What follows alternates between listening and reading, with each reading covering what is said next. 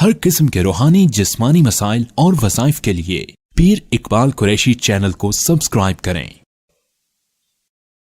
نحمدہ ونصلی علی رسولہ الکریم، اما بعد فاعوذ باللہ من الشیطان الرجیم، بسم اللہ الرحمن الرحیم۔ اکثر لوگ خواب میں سانپ دیکھتے ہیں اور بار بار بھی دیکھتے ہیں، اور بعض اوقات کبھی کبھار ان کو نظر آتا ہے۔ یاد رکھیے، خواب میں سانپ دیکھنا جو ہے یہ ایک بہت ہی ایسی خاص چیز ہے کہ انسان کو توجہ کرنی چاہیے، سوچ و فکر کرنی چاہیے۔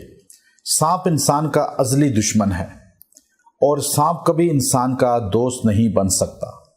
جنت سے نکالنے کا جو ذریعہ بنا ہے انسان کو، وہ شیطان بنا ہے، لیکن شیطان جو جنت میں گیا ہے وہ سانپ کے منہ میں داخل ہو کر گیا ہے، اور جنت میں اس نے جا کر سانپ کے ذریعے داخل ہوا اور انسان سے دشمنی کر کے انسان کو، ہمارے والد آدم کو جنت سے زمین پر اتارا۔ تو شیطان، جن اور سانپ یہ آپس میں دوست ہیں۔ ان الشیطان لکم عدو مبین، شیطان انسان کا ازلی دشمن ہے، اللہ نے صاف کہہ دیا۔ سیدہ عائشہ رضی اللہ عنہا فرماتی ہیں کہ جنات کی کئی اقسام ہیں، ثلاثۃ اصناف، 3 قسمیں مشہور ہیں۔ پہلی قسم بیان کی، دوسری بیان کی، اور تیسری جو آپ نے بیان کی وہ یہاں مقصود ہے بتانی، حدیث کے اندر ہے یہ کہ آپ نے فرمایا حیات او کلاب، کہ جنات جو ہے وہ شیطان ہمیشہ سانپ اور کتے کالے کی شکل میں آتے ہیں۔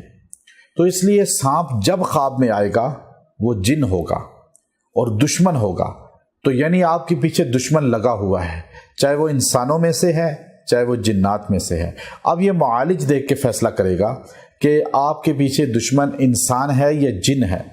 لیکن من الجنت والناس، تو قرآن میں اللہ نے کہا انسان شیطان ہے، جنوں میں سے بھی انسانوں میں سے بھی۔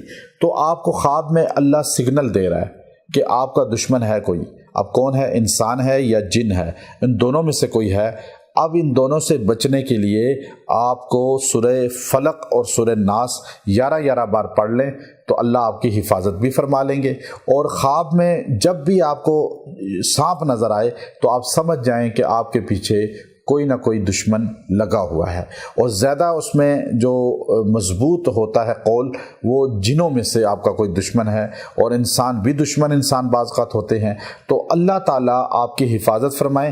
جب بھی ایسا خواب دیکھیں جو بھیانک ہو، شریر ہو، تو آپ آنکھ کھلتے ہی ڈرنے کے بجائے لیفٹ سائڈ، الٹی سائڈ ہلکا سا تھوک کے اعوذ باللہ من الشیطان الرجیم پڑھ لیں، اس خواب کی تعبیر رک جائے گی، وہ ہوگا نہیں پھر، اور وہ آپ کو نقصان نہیں پہنچے گا۔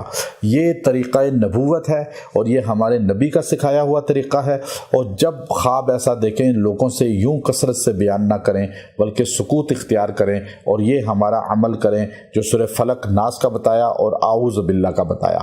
انشاءاللہ اس خواب سے آپ کو کوئی نقصان نہیں ہوگا اور آپ کو کوئی تکلیف نہیں پہنچے گی۔ وآخر دعوانا ان الحمد للہ رب العالمین۔